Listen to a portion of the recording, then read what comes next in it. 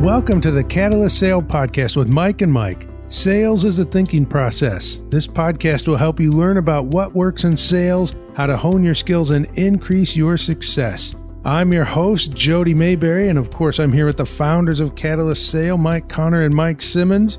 On episodes of this show, you know Mike and Mike talk about big problems. They're solving and discussing some of the biggest problems you might have as a sales professional, but we also know that you're out there sweating the small stuff. Maybe you've got something little that's bothering you and you don't want to speak up. You don't want to ask somebody because it seems like other people have their stuff together. So Mike and Mike, what do you say about that? People that are out there sweating the small stuff and they don't want to speak up. It makes me sad, Jody. It makes me very sad. Yeah, I actually like this this topic today because there have been, I can think of two things that happened to me in the last week where we work in an open office environment, a co-working space. There's probably, 30 or so startups in between the two floors of our building. So we've gotten to meet a lot of founders, get to meet a lot of early stage companies. That's what we love about being in this space and being able to hear about exciting things that people are working on. But also, I would say in the last 3 or 4 months, I'm also seeing a lot of my friends disappear. It's very sad to see that happen where, people are working on relevant ideas. They're really, really smart people. And I come to the office one week and it's like, oh, what happened to so-and-so company or these guys that we knew, what happened? And they're off. They have jobs somewhere else now and they ran out of money or they ran out of energy to pursue things. So I know it dawned on me a little bit because I've heard a couple of conversations with people that are within an earshot of where we are or walking through the floor. And they're such simple problems that I know we could help people with. So I'll give you the first one. The first one was a company that was not quite ready to implement a CRM, a full-blown CRM, like a Salesforce or a HubSpot or one of the larger, mainstream sort of CRM apps. And so they were going to use a free version of a CRM, which is great. I mean, it's a good way to start and you have to be careful about how you spend money. So I think that's a great idea. But when it came down to, well, how do we configure the CRM to actually do what we want to do? And when I was listening to the things that they were trying to figure out, well, should we configure it so that we're tracking our customers by the contact name or by the company name? Like it was 45 minutes of really could have been summed up in maybe 5 minutes of, you should think about this. Like what I was hearing was they were creating something that I knew was going to be a problem for them down the road. And I thought, wow, I sure would like to be able to help these guys out. Yeah, not to throw CRM names out, but I remember our experience with Capsule. And we ran into a situation where the only way to organize the concept of a contact versus an account was to actually tag, and by team member was to tag those things.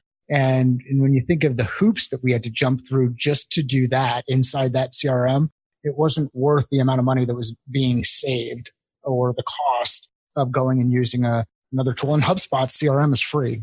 If you use, and we're a HubSpot partner, they do have a free version of their CRM. But getting back to the basic stuff. Now, there is some benefit of the place kind of thinning out. It's easier to find parking. I don't have to get in here as early to find a parking spot. And not that this is all about me, but that's because you're too cheap to buy a parking spot. It's definitely too cheap to buy a parking spot. Yeah. I still have mine, Jody. Hey, we're cost conscious. Like, do I really need a parking spot? Do I really need to have that shade? It's literally 150 degrees in the summertime. That was all I needed here. There are trees. If you come in early enough, there are trees. Yeah. See, I don't get here at 4:30 in the morning like you do. That's the problem. I need my shaded spot waiting for me at 8:30. Some people like avoiding traffic. Yeah. But you get into this situation, and I had a conversation with a company, or another early stage company, going through some changes inside their sales organization.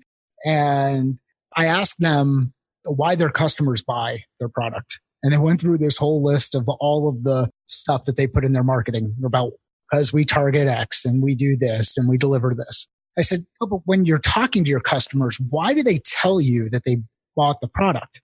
Like this last customer, the example that this person was sharing. And she looked across the table and she said, I didn't ask. It's those simple things. I mean, ask that question. It's amazing the information that you'll be able to get from customers and the assumptions that you'll be able to avoid if you ask those simple questions. And I think that is kind of the point of this conversation here is, there are no stupid questions. There are no questions that are too simple to ask. You don't have experience until you walk through that path or until you gain it. And you don't know what you don't know. I don't know if that's a Yogi Berra quote. I don't know. I don't know either. Yeah. So another example. And the reason why these little problems become a big deal is because these little mistakes that seem not that big a deal, I know they can have a huge impact. It'll make the difference whether or not you're still here with us trying to build your company, or if it's the thing that ultimately becomes one more reason why you just came up just short.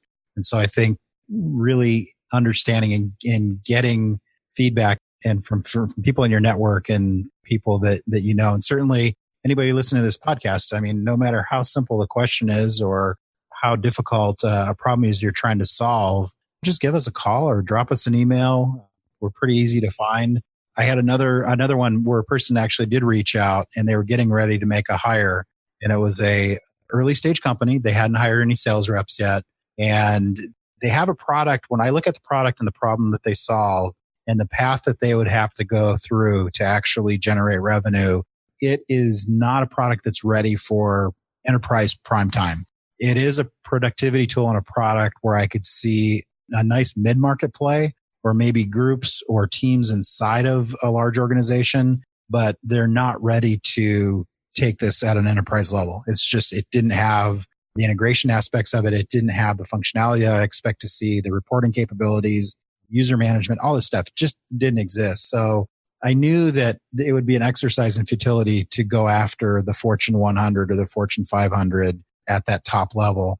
And when they did their financial modeling, of course, the deal size and the addressable market became very attractive if they could sell 10 or 15 of these very large, and we're talking like that expectation they were going to sell $1 million deals right out of the gate. Hey, we'd only have to get 10 of those and we're golden. Problem is, I didn't see how they were going to be able to make that happen. And the strategy that they wanted to use, and we've seen this several times, is the idea that, well, we'll just hire sales professionals that have the Rolodex that can walk us into these companies. And that's when I was just like, oh my goodness. Okay. The idea that people can just walk you into companies because they've been part of a solution to that company in the past, I would negate as relationships could pay off where you get introductions and you start over, but nobody has a magical Rolodex where you can walk into any Fortune 100 company and no matter what you're selling, sell that product just because you sold there before. And they were getting ready to pay a sales rep an awful lot of money because they thought that person had a Rolodex that could walk them into $1 million deals. There was the whole thing. It was just built on a bunch of really bad assumptions. And had they gone down that path, I think what you'd find, they'd burn a lot of cash, and they would be like some of the other founders and early stage companies we've talked to where they've said, well, we tried this approach. We hired a really, really senior, a gray-haired dude, middle-aged guy, a lot of experience, used to work for Salesforce, used to work for Oracle, used to work for Cisco. And then we turned him loose and he didn't sell anything for like 4 months. And then we had to get rid of him because we couldn't afford him. And so now our fallback plan is we're going to go another route and we're going to hire some cheaper resources that can basically dial up the phones and try a different approach. So I don't know, that was a lot in one random thought, but what's a Rolodex? Well, and all joking aside, I mean, Mike's not that old. Well, a little bit older than some of us, but it's amazing when that organization hires, and we joke about it too. It's you want the executive to come in who's 42 long, and back when people would wear suits, and they're going to bring this amazing Rolodex in, and when they walk through, they're just going to be able to walk you into these organizations.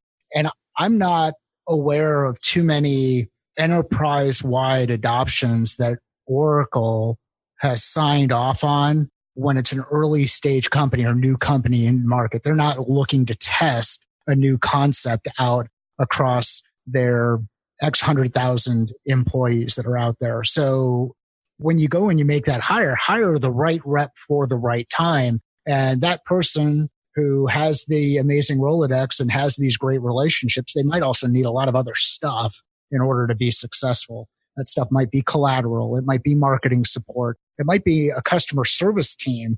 And really, for the amount of money that you're spending on that rep, you could probably put in that customer service headcount or outsource some of that capability.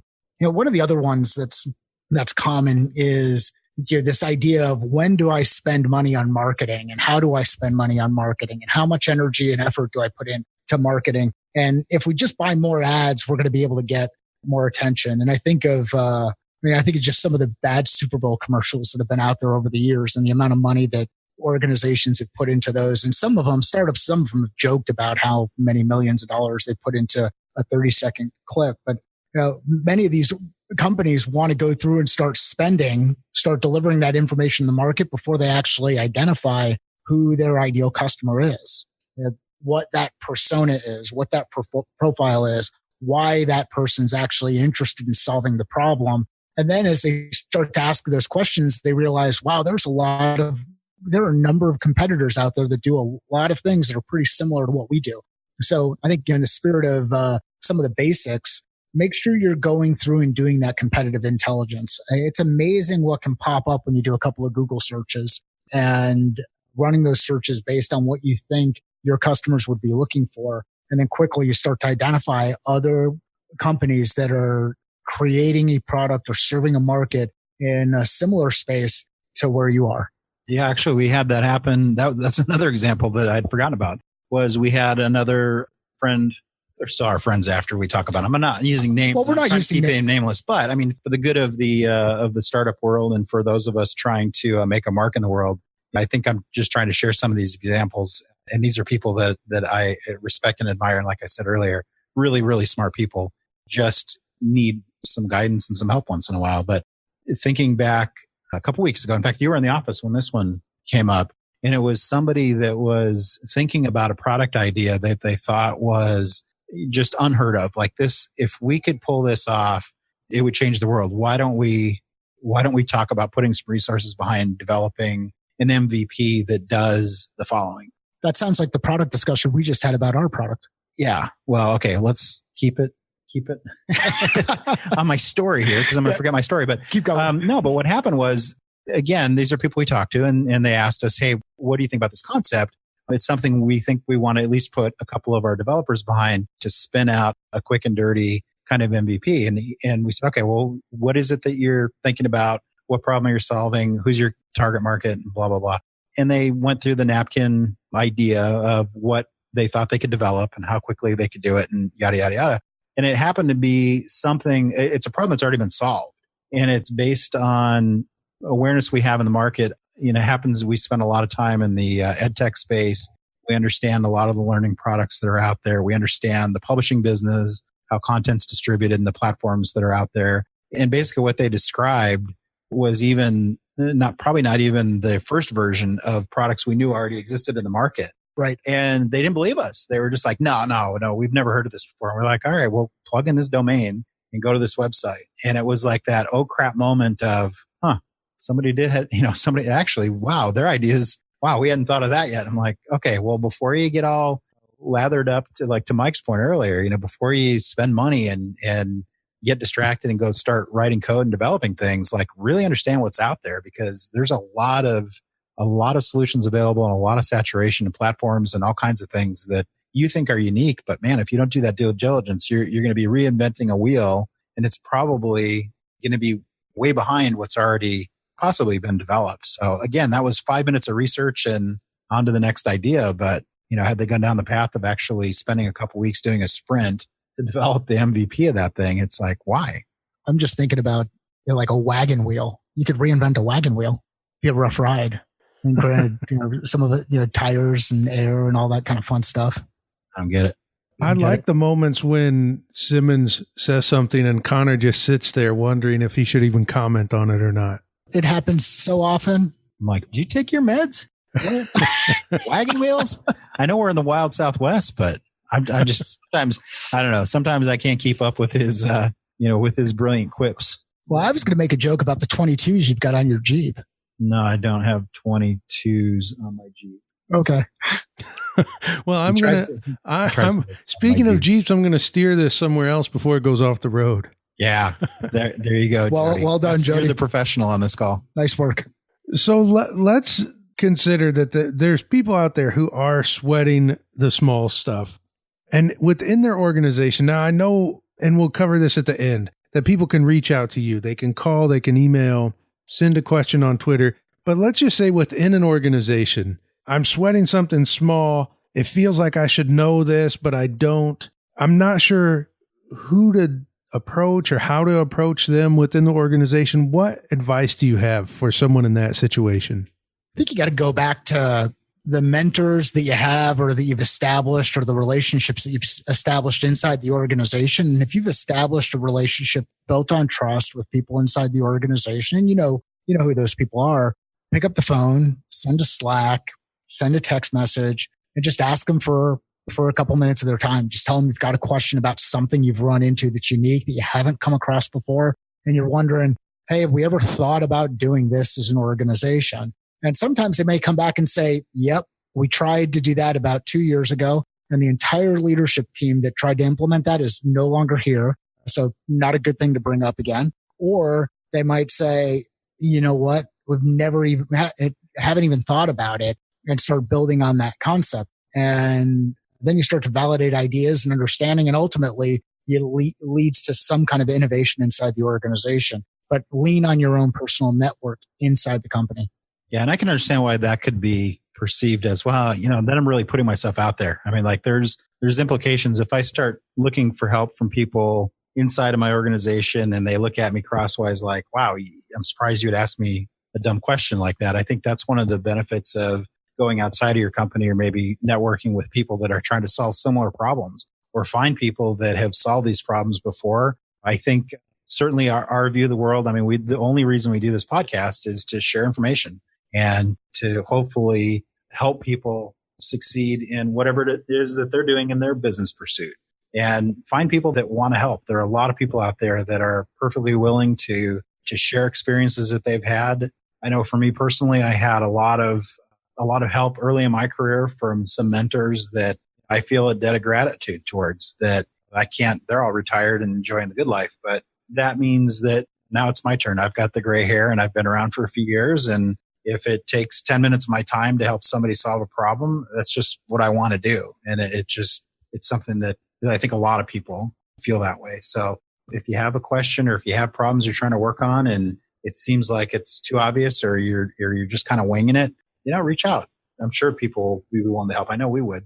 Absolutely. And those questions are the ones that kind of keep you young, and they break away from the monotony of the day to day, make you think back about what your experience was like early career, and ways that had you known then what you know now, what would you have done differently? And being able to share some of that knowledge and go through that kind of a conversation with someone is actually, it's exciting. It kind of breaks things up. Well, people do that all the time. You see that on LinkedIn a lot. People write a note to my 25-year-old self, and man, if I only knew now, then I would have made so many different choices and decisions. And I think you have to, instead of maybe writing that to yourself, I mean, that doesn't really help you. It might give you some likes on LinkedIn or some follows or whatever. But the bottom line is, what would you tell a 25-year-old person like you, and how can you help them along in their journey? And how do you help them? And the reason, like I do things like I'm active with the WP Carey mentorship program, and every semester I pick up a mentee from that program. And the reason I do it is because it's not just to mentor them and help them, but it's kind of a bidirectional thing where it's a way for me to also understand people that are early career, that are just finishing college, that want to establish a career. I learn just as much from them as they learn from me. And so I think that's one of the things too, is that when you're looking for people to give you help or give you advice, you're going to bring something to the table as well. And you just don't know until you have those conversations. And so I always look at it as people learning from me, and me, learning through them as well. And as long as you have that mindset and be opening to learning things, I mean, it's a really important piece of just continuously improving yourself. And you never get to a point where it's like, I know everything and I can give up now. I'm the oracle and I just sit and answer questions. I mean, Mike and I still look for help all the time. And we look for people that have been there, that have done it. And in some cases, like at our age, we're running out of people that are older than us. But in our case, sometimes it's, guys and gals that are 20 years younger than we are in their careers. And they have a skill set and knowledge that we don't have and we can't hope to develop fast enough. And so we'll reach out to people as well and say, if we were having a product meeting today about product development and things that we're doing internally. And it's like, man, we need to get some help and some expertise. And so right away, instead of trying to guess what we should be doing, that's the first thing we want to do is reach out to people in our networks and people here on this floor and in this building that we know can help us make some really important decisions. Because like a lot of early stage companies and small companies, when we put our energy behind something, it's impactful and it has to have a benefit. It has to pay off. Well, what final words do you have for us about sweating the small stuff? Now that's either a sales professional who's out there sweating the small stuff, or even a founder who, even if he doesn't know who it is or what they're doing, has people in their organization sweating the small stuff. Constantly ask questions. Don't be afraid to ask questions. I mean, the old saying, the only dumb question is the one that's not asked. I've heard that. I think you've said that to me before. Probably have. To get me to ask more questions. I have. It's amazing what'll come up if you ask those questions and you start to question ideas, question thoughts, question processes, and realize that anybody that you're asking that question of or anybody you're talking to likely has spent some time in your shoes. It's hard to believe it, but I think Mike spent some time in my shoes way back when. Actually, I was sharing a story about homecoming dance and some drama around the household, and Mike just laughed at me. Yeah, it was great. I remember those years. He also has a son that's going to get his driver's license here pretty soon. So he hasn't had the experience of what your insurance bill does when you add a 16-year-old male. And I don't even want to ask that question. Like that is out of sight, out of mind. So that would be one of those dumb questions I won't ask. Well, we mentioned earlier that if somebody has a question, if they're sweating something small, they can reach out to you. So give us where can we find you and ask a question? Well, I think, you can email me, mconner, CONNER at catalystsale.com. I think we have hello@catalystsale.com. You can find Mike Simmons and Mike Conner both on LinkedIn. Yeah, there's a number of ways to call us. I think if you go on the catalystsale.com website, there's a contact us form. We're pretty easy to find. And if you're ever in Scottsdale, Arizona, stop by ASU Sky Song. We're on the 3rd floor. We're the quiet guys kind of in the middle now that there aren't many people sitting around us. So we're the two dudes that just hang out all day. But no, there's a lot of ways you can call us. Yeah, the best way to do it is probably hello@catalystsale.com from an email perspective. That way it gets to us. And if you want to have a public conversation, do it via Twitter. @CatalystSale is a great place to engage with us directly. And we look forward to hearing from you guys. All right. Thank you so much, Mike and Mike. And it's really curious that Connor said if you're in Scottsdale, stop by, because he told me that you two are always busy, that if I was in the neighborhood, just send a text. That's as good as I could get. So I don't know what's happening there, but thanks so much, Mike and Mike. And thank you for listening to the Catalyst Sale Podcast.